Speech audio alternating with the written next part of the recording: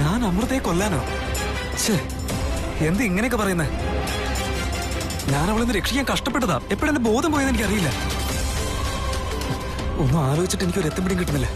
ഞാൻ എഴുന്നേറ്റ് നോക്കുമ്പോ എന്റെ അടുത്ത് നീയുണ്ട്. നീ പറയുന്നതൊക്കെ സത്യമാണോ? ഞാൻ പറയുന്നതൊക്കെ സത്യം തന്നെയാ.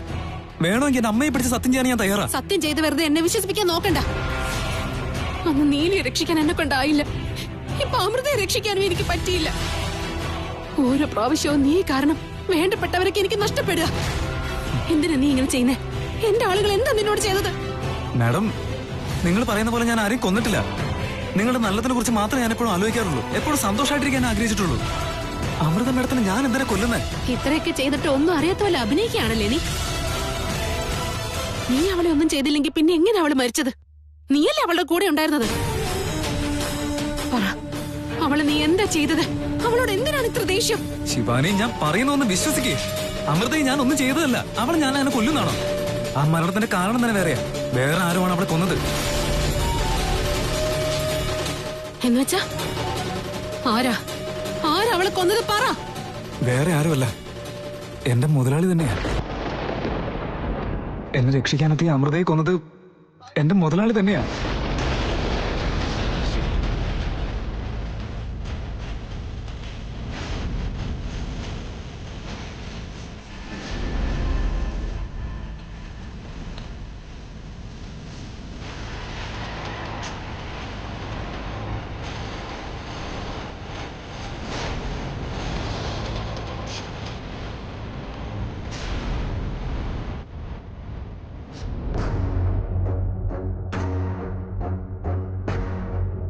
മുതലാളി, ഇത് എപ്പോഴാ വന്നത്? ഞാൻ അറിഞ്ഞുകൂടിയില്ല. ഞാന് ഇപ്പൊ വന്നതേ ഉള്ളൂ നന്ദീശ. അയ്യോ, അപ്പൊ ഒറ്റയ്ക്കാണ് വന്നത്? തൃശ്ശൂലുണ്ടായിരുന്നില്ലേ കൂടെ? തൃശ്ശൂലോ? തൃശ്ശൂൽ എന്റെ കൂടെ വന്നത് ഇവനെങ്ങനെ മനസ്സിലാക്കി? എന്താ ഇവനോട് ഞാനിപ്പോ പറയാ? എന്താ മുതലാളി, എന്തു പറ്റി? മുതലാളിയാണ് തൃശ്ശൂലിനെ കൂട്ടിക്കൊണ്ടുപോയതെന്ന് ഗോവിന്ദ പറഞ്ഞല്ലോ. ഇല്ലടാ, അവൻ എന്റെ കൂടെ വന്നിട്ടില്ല. അവൻ വേറെ എന്തെങ്കിലും കാര്യത്തിന് വേണ്ടി പോയതായിരിക്കും. ഓ, അത് ശരി. ഞാനും അത് തന്നെ ഓർത്തേ. മുതലാളിയുടെ കൂടെ വരുവാണെങ്കിൽ അവൻ എന്നോട് പറയാതിരിക്കൂ. എന്നോട് പറയാതെ പോയതാണെങ്കിൽ അവൻ ഊര് കയറ്റാൻ പോയായിരിക്കും. കുറെ ഞാൻ വിളിച്ചിരുന്നു, അവൻ ഫോൺ എടുക്കുന്നു പോലും. എന്താ മുതലാളി ഇങ്ങനെ ആലോചിച്ചോണ്ടിരിക്കുന്നത്? ഒന്നുമില്ല നന്ദീശ, നീ പൊയ്ക്കോ.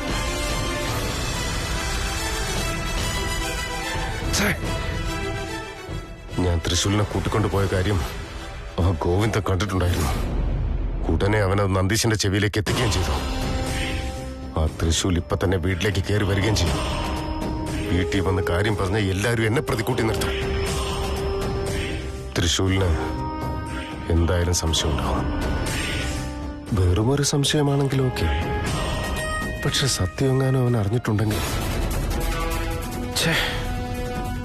ആ തിരക്കിനിടയില് തൃശ്ശൂല് കാര്യങ്ങൾ കേൾക്കുന്നുണ്ടോ ശ്രദ്ധിക്കാനും ഞാൻ മറന്നുപോയി. തെറ്റുപറ്റി പോയല്ലോ എനിക്ക്. ഒരുപക്ഷെ അവനെ നേരത്തെ ബോധം വീണ് ഞാനും അമൃതയും തമ്മിൽ സംസാരിക്കുന്നവൻ കേട്ടിട്ടുണ്ടെങ്കിൽ നാഗമാണിക്യത്തിന്റെ കാര്യം തീർച്ചയായും മനസ്സിലാക്കിയിട്ടുണ്ടാവും. എല്ലാം കൈവിട്ട് പോവില്ല. കള്ളം പറഞ്ഞോണ്ടിരിക്കാ നീ. ദിഗ്വിജയൻ അങ്കിൾ എന്തിനാണ് അമൃതയെ കൊല്ലുന്നത്? അദ്ദേഹത്തിന് അവളോട് എന്താ പക? നീ ചെയ്ത തെറ്റ് വെറുതെ അദ്ദേഹത്തിന്റെ മേലെ ആരോപിക്കാണോ നീ? എനിക്ക് നോണ പറയാണ്ട് കാര്യം എന്താ? സത്യമായിട്ടും മുതലാളി തന്നെ അമൃതയെ കൊന്നു കളഞ്ഞത്. മാത്രമല്ല, എന്നെ ഇവിടേക്ക് കൂട്ടിക്കൊണ്ടു വന്നതും കൊല്ലാൻ വേണ്ടി തന്നെയാ.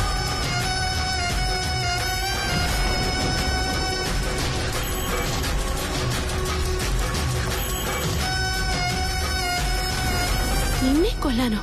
അതെ, എന്തോ ഒരു ജോലി ഉണ്ടെന്ന് പറഞ്ഞ് എന്നെ ഇവിടേക്ക് കൂട്ടിക്കൊണ്ടു വന്നേ. ഞാൻ പ്രതീക്ഷിക്കാത്ത സമയത്ത് എന്റെ തലയുടെ പിന്നിൽ അടിക്കുകയായിരുന്നു. ഞാനൊന്നും അറിഞ്ഞിട്ടില്ലെന്ന് ഇപ്പോഴും വിചാരിച്ചിരിക്കുന്നത്. പക്ഷെ എനിക്ക് എല്ലാം അറിയാം. മുതലാളി എന്നെ കൊല്ലാൻ നോക്കുന്നത് ഞാൻ എന്റെ കണ്ണോട് കണ്ടതാ. എനിക്ക് തലയ്ക്ക് അടി കിട്ടി ഞാൻ താഴെ വീഴുന്ന സമയത്ത് അയാളുടെ കയ്യിൽ വടിയിരിക്കുന്നത് ഞാൻ കണ്ടതാ.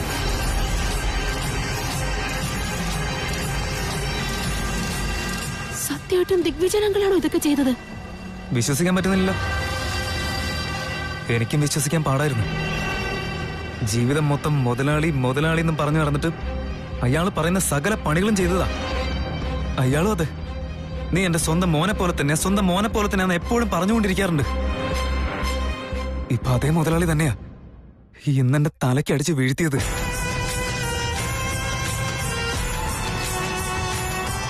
നിന്നോട് എന്തിനാ അദ്ദേഹത്തിന് എത്ര ദേഷ്യം? നീ എന്താ ചെയ്തത്?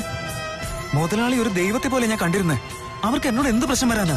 പിന്നെ എന്തിനാ അദ്ദേഹം നിന്നെ കൊല്ലാൻ നോക്കിയത്? എനിക്കറിയില്ല, ഞാനതിന് എന്ത് ചെയ്തിട്ടാ. എന്നോട് എന്തിന് ഇത്രയും ദേഷ്യം കാണിക്കുന്നേ? ചുരുക്കത്തില് എന്റെ ജീവൻ അയാൾക്ക് പ്രശ്നം. പക്ഷെ എനിക്കൊന്നും പറ്റിയില്ല. അമൃത ആ സമയത്ത് എന്നെ ഒന്ന് രക്ഷിച്ചതാ.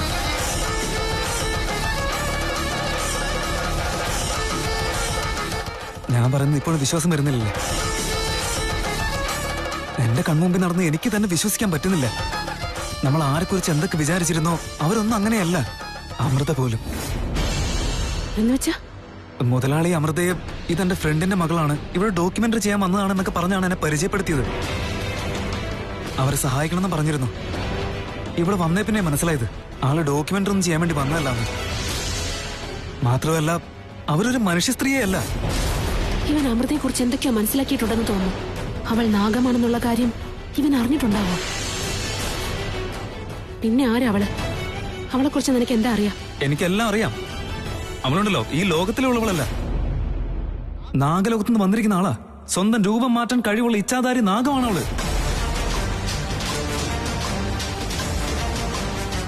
അവളുടെ കാര്യം പോട്ടെ, മുതലാളി നമ്മൾ വിചാരിക്കുന്ന പോലെയല്ല. അയാൾ അങ്ങനെ സാധാരണക്കാരനല്ല. സാധാരണക്കാരനല്ലെന്നോ? എന്നുവെച്ചാ അയാളുടെ കയ്യിൽ എന്തോ ഒരു വിശേഷപ്പെട്ട ശക്തിയൊക്കെ ഉണ്ട്. അമൃതയെ കൊല്ലാനും അയാൾ അതേ ശക്തി തന്നെ ഉപയോഗിച്ചേ. വിശേഷപ്പെട്ട ശക്തിയോ? അതെ. ഈ കാര്യത്തിന് വേണ്ടി അമൃതയും അയാൾ വാഗ്വാദങ്ങൾ നടത്തി. വലിയ തർക്കങ്ങൾ വരെ ഉണ്ടായി. മുതലാളി എന്നെ അവിടെ വെച്ച് അടിച്ചു വീഴ്ത്തുന്ന സമയത്ത് എന്നെ രക്ഷിക്കാൻ വേണ്ടി മാത്രമാ അമൃത അവിടേക്ക് വന്നത്. അത് കഴിഞ്ഞപ്പോ അമൃതയും മുതലാളിയും തമ്മിൽ എന്തൊക്കെയോ സംസാരിക്കുന്നുണ്ടായിരുന്നു. ആ സംസാരത്തിനിടയിൽ അമൃത അവിടെ നിന്ന് എന്നെ രക്ഷിച്ചു കൊണ്ടുപോകാനായിട്ട് ശ്രമിച്ചുകൊണ്ടിരിക്കുകയായിരുന്നു. ആ സമയത്ത് പെട്ടെന്ന് മുതലാളി വന്ന് അവളെ കൊല്ലുന്നത് ഞാൻ കണ്ടതാ.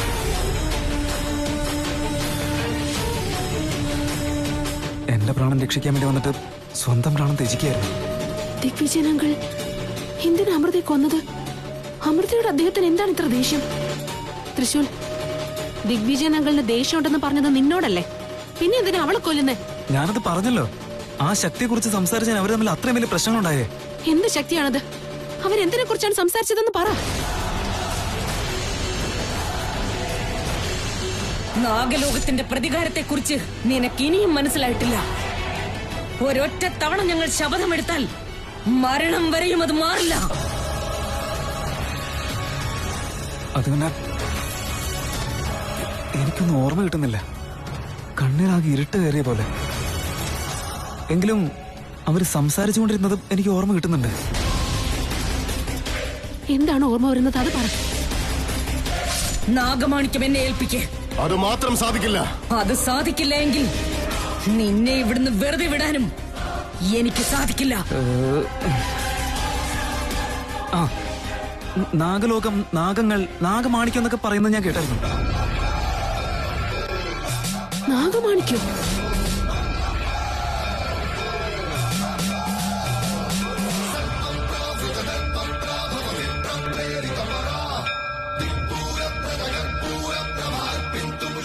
നാഗമാണിക്യം, മുതലാളിയുടെ കയ്യിൽ ആ നാഗമാണിക്യം ഉണ്ടായിരുന്നു. അതിനെക്കുറിച്ച് അവർ തമ്മിൽ സംസാരിച്ചോണ്ടിരുന്നേ. ആ സംസാരത്തിനിടയിൽ അമൃതയും മുതലാളിയും തമ്മിൽ ആ സമയത്ത് ഭയങ്കര പ്രശ്നങ്ങളായി തുടങ്ങിയത്. വലിയ തർക്കങ്ങൾ അവിടെ ഉണ്ടായി.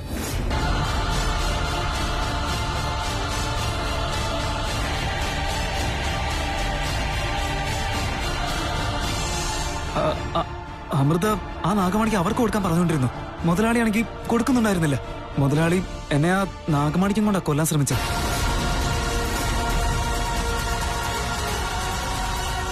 ആ പാവ എതിർത്ത് നിന്നതാ. അമൃതയുടെ മരണത്തിന് കാരണം അതാ.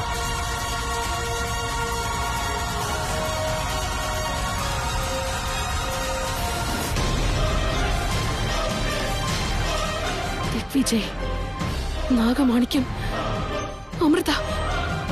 നാഗമാണിക്യം ദിഗ്വിജയന്റെ കയ്യിലാണോ ഉള്ളത്? അതെങ്ങനെ സാധ്യമാകും? നാഗമാണിക്യം മോഷ്ടിച്ചത് സാംബശിവനും അവന്റെ കൂട്ടുകാരും ചേർന്നല്ലേ? അതെങ്ങനെ ദിഗ്വിജയന്റെ കയ്യിലെത്തി? എന്റെ ആദിശേഷനെ കൊന്ന് നാഗമാണിക്യം കട്ടെടുത്ത 7 പേരിൽ ഒരാൾ ഇവനാണ്.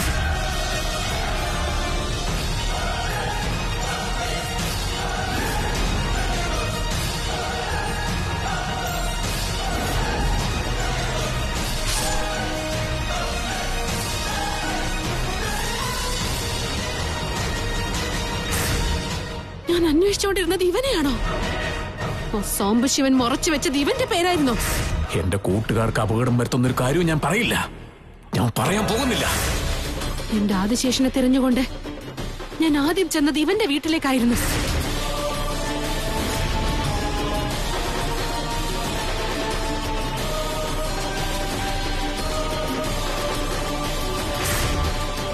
ഞാൻ അനാഥയാണെന്ന് പറഞ്ഞപ്പോ എന്നെ താമസിപ്പിച്ചത് ഇവന്റെ വീട്ടിലായിരുന്നില്ലേ?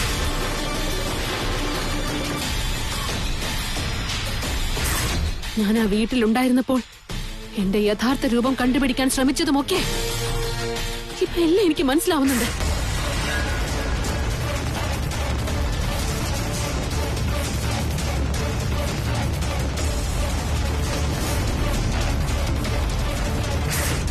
ത്രയംബകനെ കൊണ്ട് എന്നെ ദിഗ്ബന്ധനത്തിൽ അകപ്പെടുത്തിയത് ഇവനായിരുന്നു.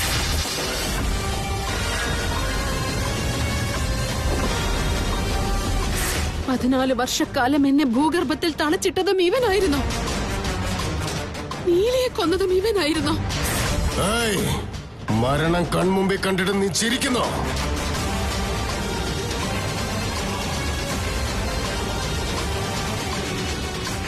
അതെ, നീലി അന്ന് എന്നോട് നീ ധരിച്ചിരിക്കുന്നതൊന്നും സത്യമല്ല, നിന്റെ ചുറ്റുമുള്ളവരാരും നിന്റെ സ്വന്തമല്ലെന്ന് പറഞ്ഞത് ഇതുകൊണ്ടായിരുന്നു. നമ്മൾ വിചാരിച്ചിരുന്നൊന്നും സത്യമല്ല. അവര് ശത്രുക്കള അവരല്ല. ആരെയും വെറുതെ വിടരുത്, വിശ്വസിക്കരുത്. എന്നുവെച്ചാ അവൾക്ക് അന്ന് തന്നെ ദിഗ്വിജയനെ കുറിച്ച് അറിയാമായിരുന്നോ? ഞാൻ അങ്കിൾ എന്ന് സ്നേഹത്തോടെ വിളിച്ചിരുന്നത് ഇവനെയാണോ? എന്റെ ആദിശേഷൻ പുനർജന്മം എടുത്തിരിക്കുന്നത് ഇവന്റെ മകനായാണോ? നാഗലോകത്തിന് തന്നെ ദോഷം ചെയ്തവന്റെ വീട്ടിൽ ആദിശേഷൻ പുനർജനിച്ചെന്നോ? ഇവൻ ഇങ്ങനെയുള്ളവനാണ്, ഇവൻ ഇത്രയും മോശപ്പെട്ടവനാണെന്നുള്ള കാര്യമൊക്കെ എന്തുകൊണ്ട് എനിക്ക് നേരത്തെ മനസ്സിലാക്കാൻ കഴിഞ്ഞില്ല? ഞാൻ സത്യങ്ങളെല്ലാം മനസ്സിലാക്കാൻ വൈകിപ്പോയിരിക്കുന്നു. പക്ഷെ ഇനിയും ഒട്ടും താമസിച്ചിട്ടില്ല. നാഗലോകത്തിന്റെ പ്രതികാരവുമായാണ് ഞാൻ ഭൂമിയിലേക്ക് വന്നത്. അതുകൊണ്ട് തന്നെ നിന്നെ ഞാൻ ഒരിക്കലും വെറുതെ വിടില്ല. ഇപ്പോൾ നിന്നോടുള്ള കണക്ക് തീർക്കാനുള്ള സമയമായിരിക്കുന്നു. നിന്നെ ഇല്ലാതാക്കി നാഗമാണിക്യം നാഗലോകത്തേക്ക് തിരിച്ചു കൊണ്ടുപോയിരിക്കും ഞാൻ. ഹേ ദിഗ്വിജയ്, നാഗമാണിക്യം ഞങ്ങളിൽ നിന്നും മോഷ്ടിച്ച് നാഗലോകത്തിന്റെ സമാധാനം നശിപ്പിച്ച നിന്റെ നാശം ഇതാ അടുത്തെത്തിയിരിക്കുന്നു.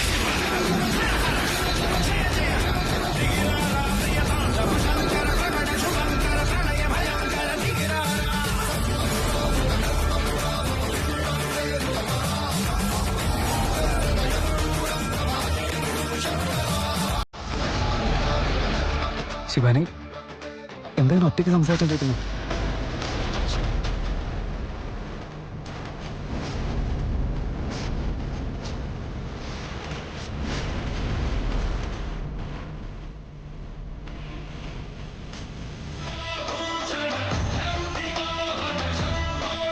അമ്മേ, അമ്മേ, വേണ്ട.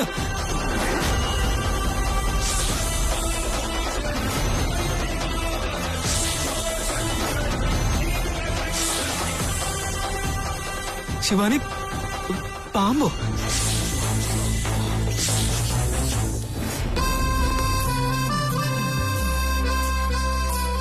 അതെ, നിങ്ങൾ ഫ്രീ ആണോ? എന്താ ദമയന്തി, എന്താ നിനക്ക് വേണ്ടത്? അല്ല, നിങ്ങൾ എപ്പോ നോക്കിയാലും ബിസിയാ. സമയത്തിന് ഊണില്ല, ഉറക്കമില്ല. അറ്റ്ലീസ്റ്റ് സമയത്തിന് ഒരു കോഫിയെങ്കിലും കുടിക്കുന്നുണ്ടോ? ഞാൻ ഈ കഷ്ടപ്പെടുന്നൊക്കെ എന്റെ ഫാമിലിക്ക് വേണ്ടിയല്ലേ. എന്താ ഇപ്പോ ഞാൻ നിന്റെ കൂടെ ഒരു കോഫി കുടിക്കണം, അത്രയല്ലേ ഉള്ളൂ? എന്റെ കൂടെ മാത്രമല്ല, എല്ലാവരുടെയും കൂടെ ഒരുമിച്ചിരുന്ന് കഴിക്കാം. ശരിയെന്നാ, എല്ലാരും വിളിക്കും. മധുമതി, എല്ലാവർക്കും കോഫി എടുത്തോളൂ. റീനേ, ത്രിവിക്രമ,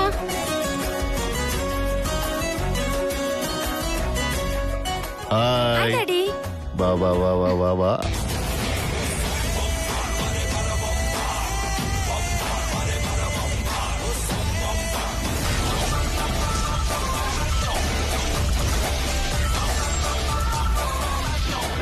മോനെ, നീ ഒന്ന് വേഗം വാടാ.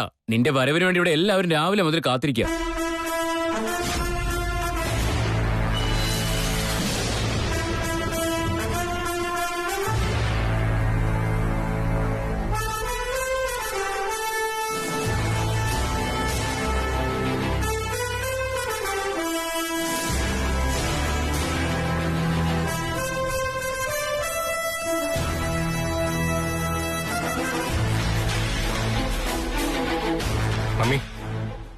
Daddy. God bless you my son. നിന്നെ ഞാൻ തന്നെ കണ്ണുവെക്കുമെന്ന് എന്റെ സംശയം. നല്ല സുന്ദരനായിട്ടുണ്ട്. അമ്മേ, ചേട്ടനെ അറിയാലോ, എപ്പോഴും സ്റ്റൈൽ മനം തന്നെ.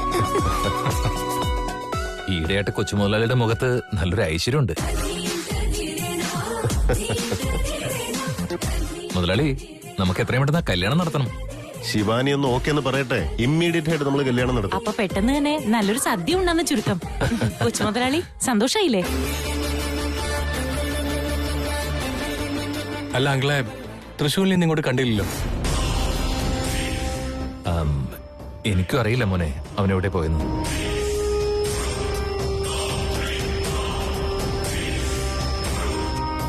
അവനെ വിളിച്ചിട്ടാണെങ്കിൽ എടുക്കുന്നുമില്ല. അമൃതയുടെ കൂടെ എവിടെയെങ്കിലും പോയി കാണോ? ഡാഡി, അവന് ഡാഡി എവിടെയെങ്കിലും പറഞ്ഞിട്ടാണോ? ഏയ് ഇല്ല ഇല്ല, അവൻ അമൃതയുടെ കൂടെ പോയിട്ടില്ല. അതെ അതെ, അമൃതയും കാണുന്നില്ലല്ലോ.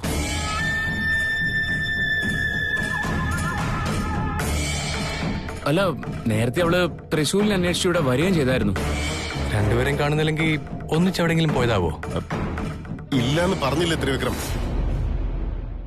വേറെ എവിടെയെങ്കിലും കറങ്ങാൻ പോയതായിരിക്കും. അവനിങ്ങ് വരുമ്പോഴേ.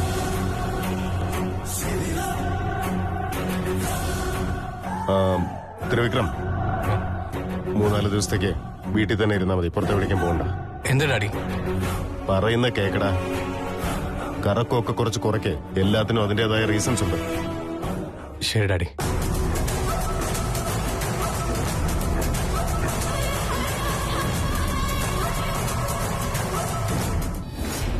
ശിവാനി പാമ്പാണോ?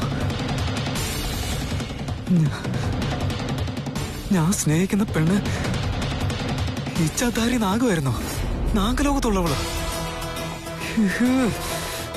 എന്താ ഇതിന്റെയൊക്കെ അർത്ഥം? എന്റെ ജീവിതത്തിൽ സംഭവിക്കുന്നൊന്നും മനസ്സിലാവുന്നില്ല എനിക്ക്. മുതലാളിയാണെങ്കിൽ എന്നെ കൊല്ലാൻ വേണ്ടി ശ്രമിച്ചുകൊണ്ടിരിക്കുന്നു. മുതലാളിയുടെ ഫ്രണ്ടിന്റെ മോളാണെന്ന് പറഞ്ഞു വന്ന അമൃതയും ഇച്ഛാധാരി നാഗം തന്നെ. ഇതൊന്നും എനിക്ക് വിശ്വസിക്കാനേ പറ്റുന്നില്ല. ഇപ്പൊ നോക്കുമ്പോ ഞാൻ സ്നേഹിക്കുന്ന പെണ്ണ് എന്റെ ശിവാനിയും ഒരു നാഗമായിരുന്നു. ഓ ഈശ്വരാ.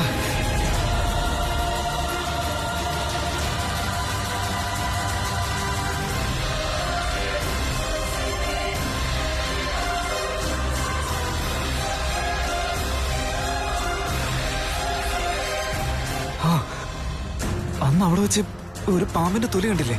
അത് വേറെ പാമ്പിന്റെ തൊലിയൊന്നല്ല. അങ്ങനെയാണെങ്കിൽ ഞാനിതുവരെ സ്നേഹിച്ചുകൊണ്ടിരുന്നത് നാഗത്തെയായിരുന്നല്ലേ?